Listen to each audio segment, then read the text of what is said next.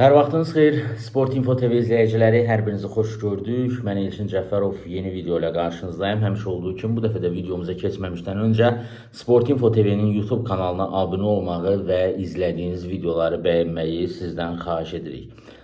Bəli, əziz dostlar, Azərbaycan Premyer Liqasında 26-cı tura start verildi. Araz Naxçıvan Qarabağ maçında qonaqlar qalib gəldilər.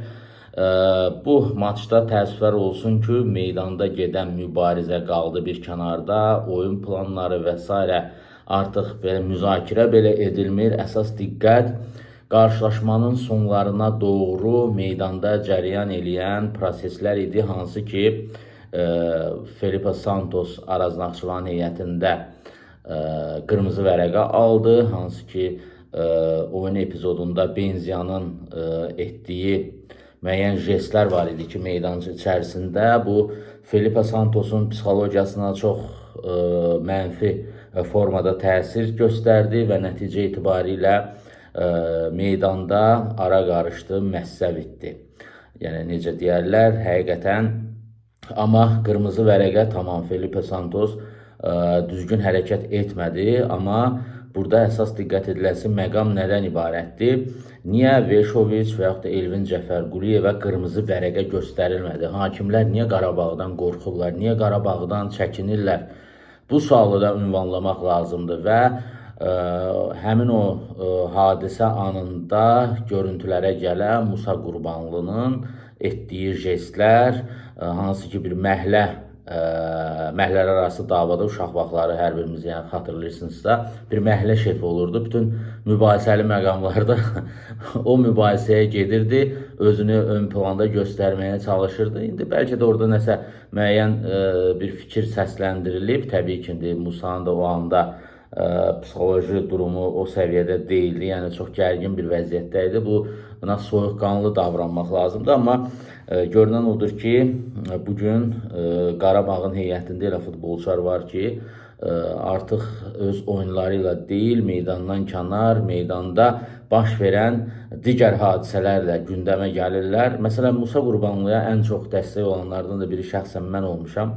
Yəni, həqiqətən də, əziz dostlar, yəni mənim əyani bir tanışlığım yoxdur və onun Avropaya gedişi və Avropada inkişaf edəcəyinə ümidim böyükdür. Təəssüf olsun ki, ümidləri puça çıxartdı, tez bir zamanda geri qayıtdı.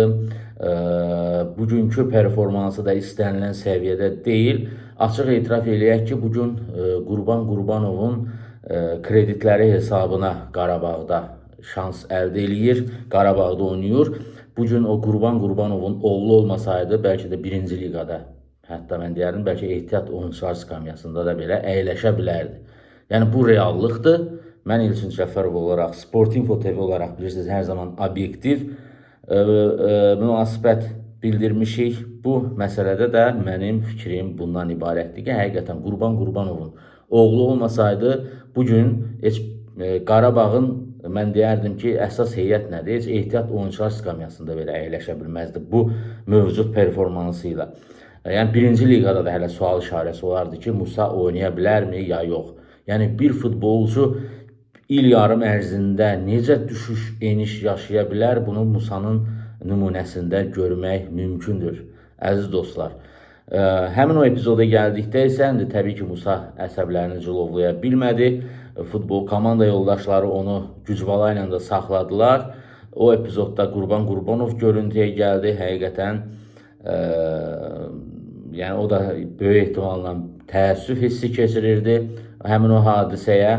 Amma bəlkə də hansısa bir müəyyən negativ fikir səslənib, küfür dolu bəlkə fikirlər səslənib, bu futbolçunu özündən çıxara bilər, normaldır. Amma hər şey meydanda peşəkar səviyyədə həll olunmalıdır. Futbolçu soyuqqanlılığı, peşəkarlığı həmin an meydanın içərisində özünü göstərməlidir. Bunu xüsusilə qeyd edək və həmin o epizodda isə Qarabağın oyuncularına qırmızı vərəqə verməyən hakim.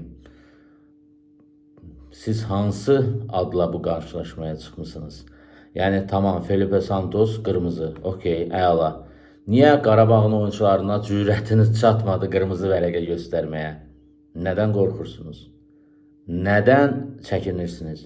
Vallahi Qarabağın bu cür hakim dəstəyinə köməyinə ehtiyac yoxdur.